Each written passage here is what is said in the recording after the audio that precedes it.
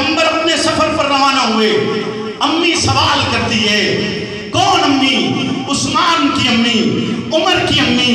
علی کی امی، طلحہ اور زبیر کی امی، عبد الرحمن کی امی، سلمان کی امی، حذیفہ کی امی، خزیمہ کی امی، عمار کی امی، یاسر کی امی، معاویہ کی امی سوال کرتی ہے کہ اے پیغمبر، وہ ماں سوال کر رہی ہے جس کے بستر پر رب قرآن اتارتے، وہ ماں سوال کر رہی ہے جس کے لیے جبریل سلام لاتے، وہ ماں سوال کر رہی ہے جس کا چبایا ہوا سواک نبوت کرتی ہے، وہ ماں سوال کر رہی ہے جس کے حجرے کو رب جنت بناتے، وہ ماں سوال کرتی ہے، سرکار سے پوچھتی ہے بتلائیے تو صحیح، وہ ماں پوچھ رہی ہے جس کے لیے رب سورہ نور اتارتے، وہ ماں پوچھ رہی ہے جس کے لیے رب آیت تطہیر اتار کر کہتے کہ محبوب پیغمبر آپ کی ازواج کو رب نے پاک کر دیے، مطہر کر دیے، منزہ کر دیے، عابدہ اور شاہدہ امی رب کے محبوب پیغمبر سے سوال کرتی ہے بتلائیے تو صحیح آپ کی زندگی کے اندر سب سے زیادہ سخت دن کون سا تھا؟ پیغمبر کہتی میری زندگی میں سب سے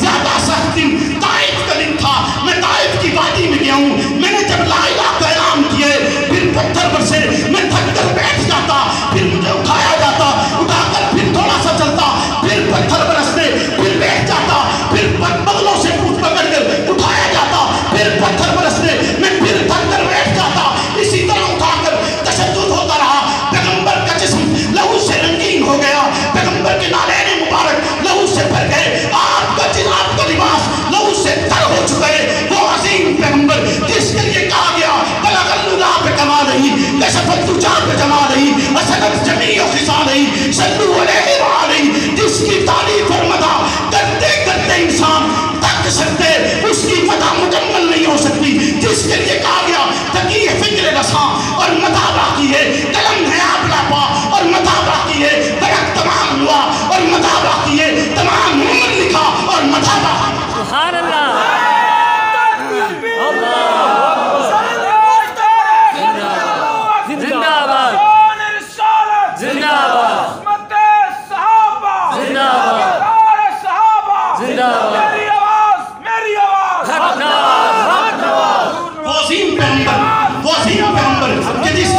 پسینہ نکلے بوتلوں میں بند کیا جاتا ہے، عام دنوں کے لیے نہیں، عید کے دن خوشبو کے طور پر استعمال کیا جائے گا۔ عظیم پیغمبر کہ اگر عکس دیوار پر پڑ جائے لوگ اپنا چہرہ دیکھتے ہیں، عظیم پیغمبر اگر مسکرا پڑے تو اندھیرے میں سوئی تک مل جاتی ہے، عظیم پیغمبر جس کی زلفیں ایسی زلفیں کائنات میں کسی نہیں، عظیم پیغمبر کہ جس کی ہتھیلی جیسی ہتھیلی کائنات میں نہیں ہے، وہ ریشم سے زیادہ نرم ہتھیلی والا پیغمبر، وہ ریشم سے زیادہ نرم جسم والا پیغمبر، اپنے جسم پر پتھر برداشت کرتے ہوئے، اپنے جسم کے اوپر تکالیف برداشت کرتے ہوئے لا الہ کی صدا بلند کرتے ہیں۔ ذرا توجہ کیجئے گا، امیر شریعت مسجد دروازے پر کھڑے ہو کر یہ اعلان کرتی کہ جب میں اس پیغمبر کو دیکھتا ہوں، اس کے حسن کو دیکھتا ہوں، اس کی زلفوں کو دیکھتا ہوں کہ جس کے سامنے چاند شرما جائے، جب اس پیغمبر کو دیکھتا ہوں دل یہ چاہتے اسی کو سجدہ کیا جائے، یہی تو خدا ہے، اسی کو سجدہ کیا جائے، یہی تو الہ ہے۔ اتنا خوبصورت، اتنا عظیم جیسا کائنات میں